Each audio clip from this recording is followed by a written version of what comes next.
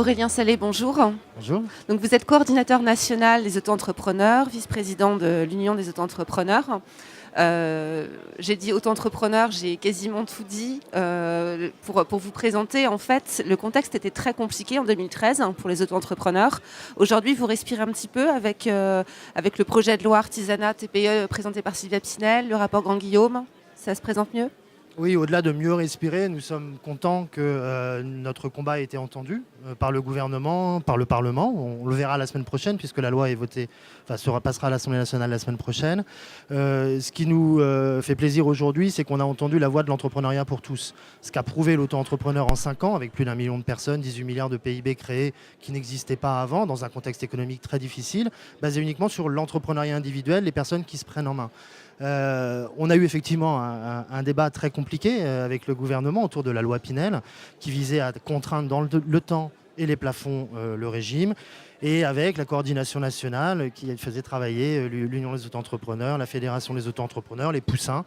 On a réussi à imposer dans le débat nos points de vue pour, plutôt que de contraindre ce régime, l'élargir à tous. C'est la voie qui est en train de prendre cette même loi Pinel et nous nous en réjouissons effectivement.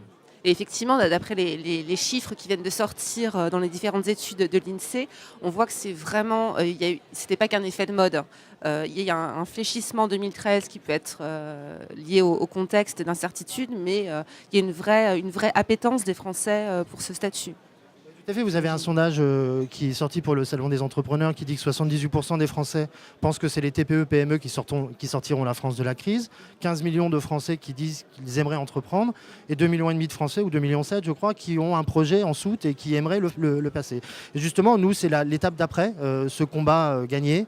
L'étape d'après, c'est pas de se réjouir, parce que ça sert à rien. C'est juste d'aller avec tout le monde, avec nos amis artisans, avec tous les entrepreneurs de France, aller à la rencontre des Français et leur dire une chose simple: entreprenez votre vie. Prenez-vous en main, allez-y. Si vous avez une idée, si vous avez une passion, si vous avez envie de vous tester, l'auto-entrepreneuriat est là. L'entrepreneuriat individuel qui vise à être simplifié aussi dans les mois qui viennent, selon les préconisations du rapport de Laurent Grand-Guillaume, le député qui a permis ce changement de cap gouvernemental, d'aller au contact des gens qui ne sont pas forcément dans une démarche entrepreneuriale, qui sont dans la défiance, comme beaucoup aujourd'hui, qui ont peur de l'avenir, leur dire allez-y, il y a aujourd'hui pour vous des outils simples, en lesquels vous pouvez avoir confiance, et c'est nous qui vous le disons, pour pouvoir vous tester. Ce n'est pas gage de réussite, forcément, mais au moins, soyez dans l'action, allez-y, entreprenez votre vie. Donc là, vous parlez en fait d'une sorte de Tour de France. Très concrètement, ça va prendre quelle forme ? Tout à fait, c'est un Tour de France physique et virtuel, ça jouera aussi sur le net, autour de la plateforme entreprenezvotredevie.fr, et un Tour de France de 12 étapes où on fera 3 réunions dans chaque ville, grande ville de France, une réunion avec les CCI pour les porteurs de projets, ceux qui sont déjà dans une démarche, pour leur expliquer avec les meilleurs experts, les experts comptables, enfin bon, les personnes qui peuvent répondre efficacement comme au niveau local avec les CCI en partenariat. Une des réunions avec des associations de personnes en difficulté, de l'insertion dans les quartiers, pour les jeunes, pour les femmes seules, enfin bon, les personnes qui ont du mal, pour leur dire voilà, il y a des outils, allez-y, vous pouvez vous tester, vous pouvez y aller. Et ce qui est un peu innovant, une réunion publique. À la fin, en fin de journée, où on essaiera de mettre en valeur des parcours locaux et nationaux de personnalités du monde de l'entreprise qui ont réussi et qui agiront comme des tiers de confiance vis-à-vis de ces Français pour leur dire allez-y, c'est fait pour tout le monde l'entrepreneuriat. C'est ce qu'a montré très puissamment l'auto-entrepreneuriat en France ces 5 dernières années.